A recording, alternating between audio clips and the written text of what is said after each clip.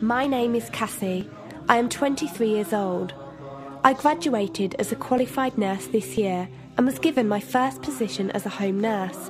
My patient was an English gentleman in his early 80s who suffered from Alzheimer's. In the first meeting, the patient was given his record, and from it I could see that he was a convert to the religion of Islam, therefore he was a Muslim. I knew from this that I would need to take into account some modes of treatment that may go against his faith, and therefore try to adapt my care to meet his needs. I bought in some halal meat to cook for him and ensured that there was no pork or alcohol in the premises, as I did some research which showed me that these were forbidden in Islam. My patient was in a very advanced stage of his condition, so many of my colleagues could not understand why I was going through so much effort for him.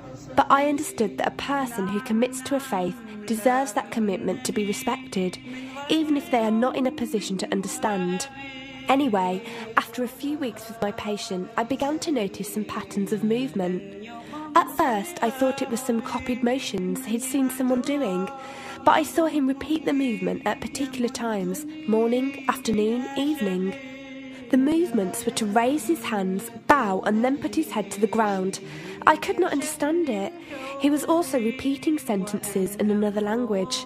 I couldn't figure out what language it was, as his speech was slurred, but I know the same verses were repeated daily. Also, there was something strange. He didn't allow me to feed him with my left hand. Somehow I knew this linked to his religion, but didn't know how. One of my colleagues told me about Pal Talk as a place for debates and discussions. As I did not know any Muslims except for my patient, I thought it would be good to speak to someone live and ask questions.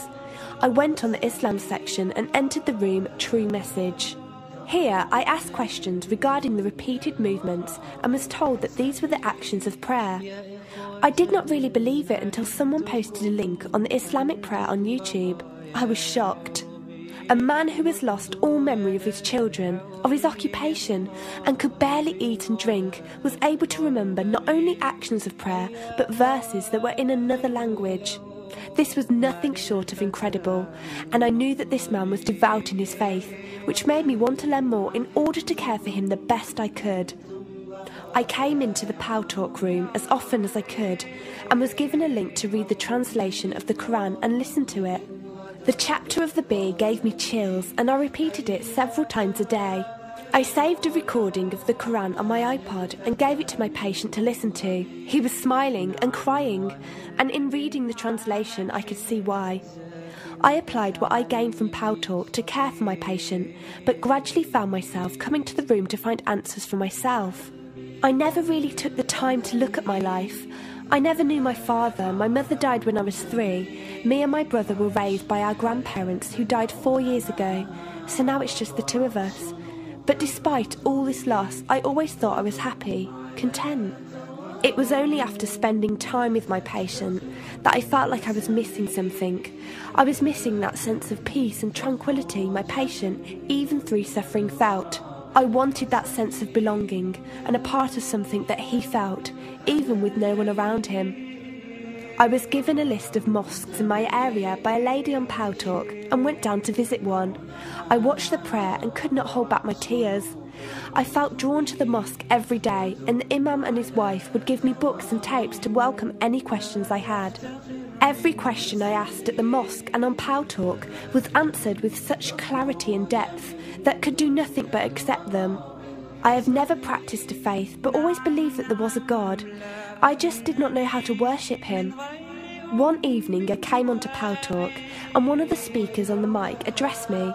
He asked me if I have any questions. I said no. He asked if I was happy with the answers I was given. I said yes.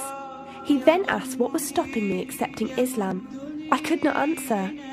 I went to the mosque to watch the dawn prayer. The imam asked me the same question. I could not answer.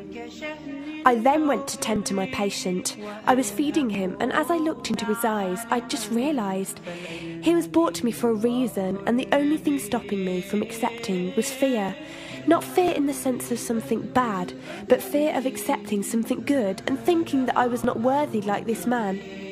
That afternoon I went to the mosque and asked the imam if I could say my declaration of faith, the Shahada. There is no God except Allah. Muhammad is Allah's messenger. He helped me through it and guided me through what I needed to do next. I cannot explain the feeling I felt when I said it. It was like someone woke me up from sleep and sees everything more clearly.